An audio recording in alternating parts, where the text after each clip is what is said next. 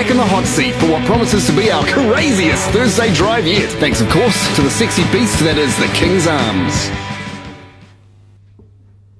You're on 95 BFM. It's just gone 18 minutes past 12.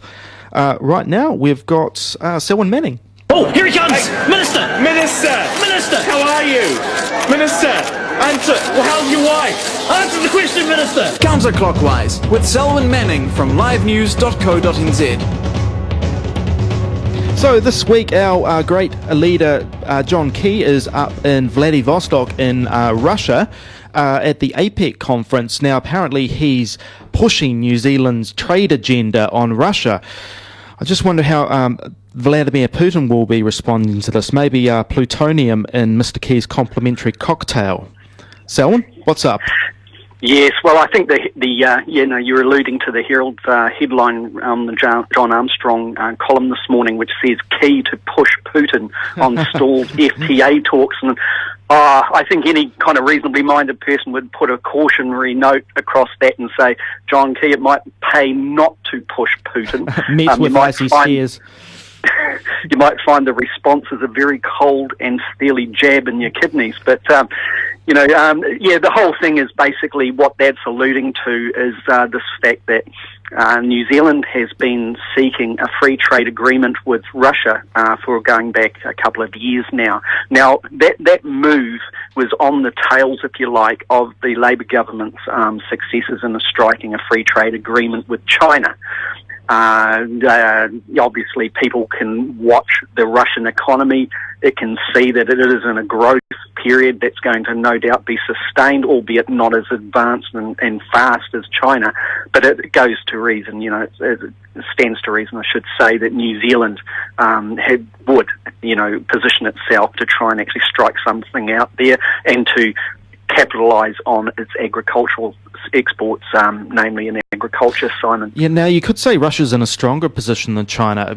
China's actually suffered a decrease in growth, but Russia is riding on the back of, I believe, an energy boom here. Yes. How lopsided is the trade situation with Russia at the moment?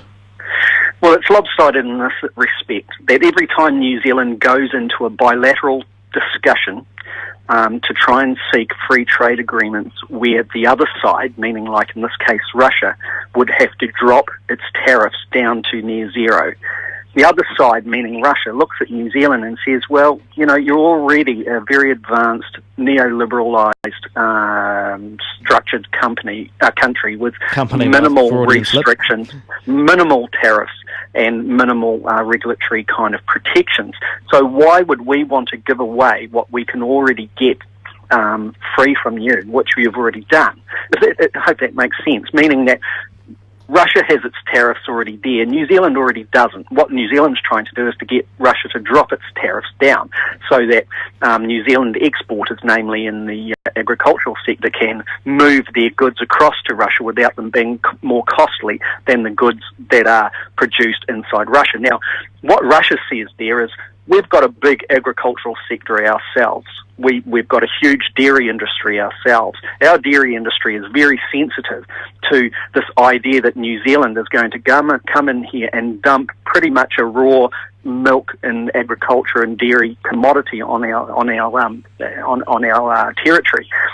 What New Zealand seems to do, and it has done with China, is it's like if you look at Fonterra, let's drill it down to Fonterra, it exports bulk kind of goods across, and then on these offshore enterprises, offshore sites, and in the case of China and elsewhere, their own manufacturing base then creates value added from that raw commodity. And we do it in forestry as well.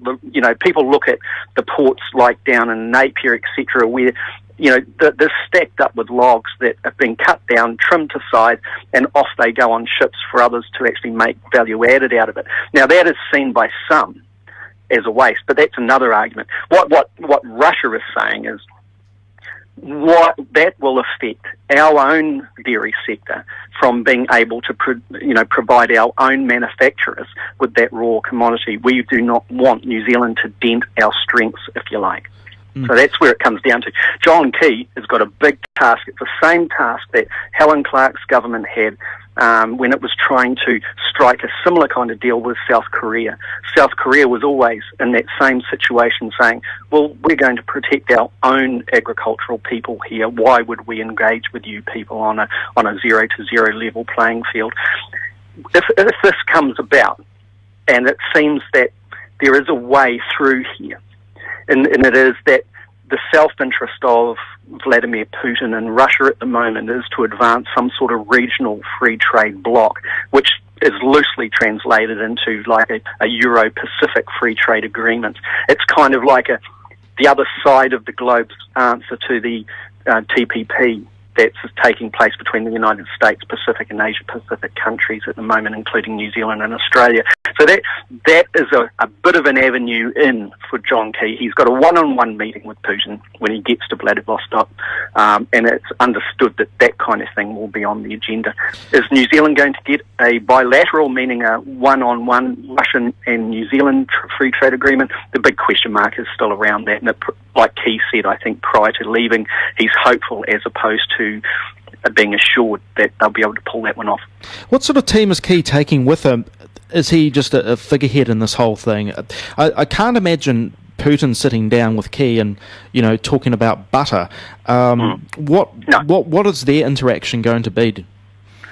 Well, yeah, the first part of the question, Key will be taking up a big entourage, obviously, of the trade side of New Zealand's foreign affairs. He will have his own